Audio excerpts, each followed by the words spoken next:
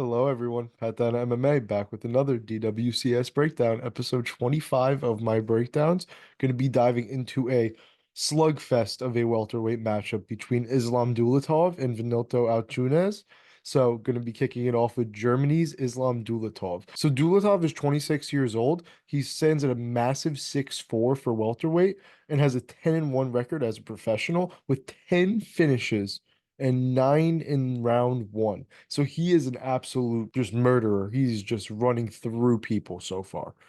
Had his last fight in Octagon, but only had one fight with them. He was mostly fighting around random regional promotions. So Dulatov is a very quick starter. He is just all action, all pressure, all hands. I mean, he is just some quick, sharp hands, and then he throws in bunches and just generates absurd power with his hands. He is super technical, has a great jab and some really deadly knees, strong leg kicks, and some great teeps to the body. He just has a very good arsenal of strikes, nothing too wild or too crazy, but he's just so powerful and so effective with what he does throw. He has some really solid head movement as well, and kind of can just dip out of the way of shots and then land some massive punches of his own. His power is honestly ridiculous for the weight class. He just generates so much force behind these punches, and you even hear it. Dulatov does have a bit of recklessness to his striking, though. Obviously, with the way and style of his fights, he's going to be a bit reckless. Sometimes he'll just start winging punches wildly, especially in the clinch. If he's in like a tied up position in the clinch, he'll just start sitting there throwing punch. Like it's just like spamming the button on his controller, basically, where he's just going like boom, boom, boom, boom, boom, boom, boom, without even caring what's happening in the grappling or anything like that.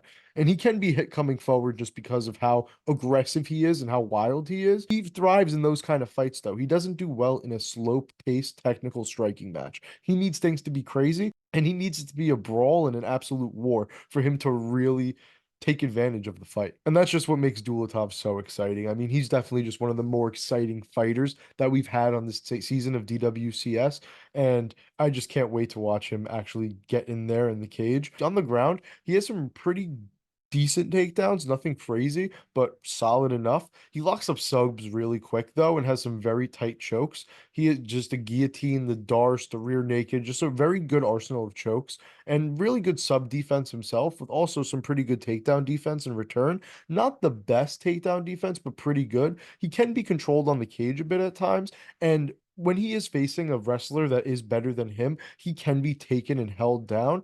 And he was in his first career fight. He was out wrestled for most of the fight, and that is how he lost because he fought a better wrestler and just couldn't defend the takedowns. The thing with Dulatov is, though, the big flag is he clearly gasses as the fight goes on. His one fight that went to the second round, he clearly slowed down in it. And even in his fights that are getting a bit later into the first round, he is very clearly slowing down in these fights. So he kind of needs that quick finish, or else things are going to get a bit frisky for him. And just overall, he has a really poor level of competition. A lot of like old guys, a lot of like just sus records. Why his last fight and his last win in Octagon was a pretty solid performance, and good to see that he can continue to do those kind of things against the decent fighter. But this fight, we'll get to see more of that, hopefully. So moving on to Brazil's Vanilto Antunes. So Antunes is 29 years old. He stands at 5'11", so he is pretty tall himself, but going to be significantly smaller in this fight. And he has a 16-6 professional record with 15 finishes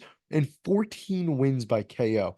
Absurd numbers from Antunes. He also is the LFA welterweight champion. He won the belt in his last fight against Geraldo Neto. Came out of nowhere and kind of just stomped out the champion in the first round. It was pretty cool to watch. I watched the fight live. So Vanilton Antunes really just wants to stand and trade. That is what his plan is inside of the cage. He works a lot better at boxing range than he does at kickboxing range, but he's decent at both. He has some really good punches on the inside and really just likes to counter and is very willing to take one to give one. He will literally see someone loading up on a strike and then just prepare his own counter and be ready to take that strike while countering with his own shot. Antunes does a pretty good job mixing patience with pressure. There are a lot of times he likes to be on the front foot and try to trap his opponent against the cage, but there are also times he'll be content with kickboxing at range. So he can fight comfortably with pressure or patience and kind of try and dictate the pace of fights. He has a really solid left hook that has some really nice power behind it, but he does overthrow it a bit and just use it a bit too much. But he has some really big knees as well and a big straight right hand that he used to put Geraldo Neto down and finish the fight in the first round to win the LFA championship. That straight right hand's a good tool that I feel like he doesn't use enough, or maybe it's just something he's developed recently. He also has some pretty good teep kicks and some solid head kicks with some really interesting spinning back kicks that he loves to throw in there. He'll throw them in like back to back and really with no effort. It's pretty cool to watch him throw those spinning back kicks. He likes to throw combinations involving his punches and his kicks. He likes to mix them up in his combinations. So he's pretty good at that, but he doesn't throw them enough. I really like that out of him. It's just not as consistent as I'd like to see it. And Antunes just kind of blitzes in, throwing wild strikes and loves to, get into a brawl, very similar to Dulatov. He does get hit clean and has been put out really, really bad before, which is something that obviously isn't good when you're going against a guy with the crazy power like Dulatov. He doesn't have the best footwork either, and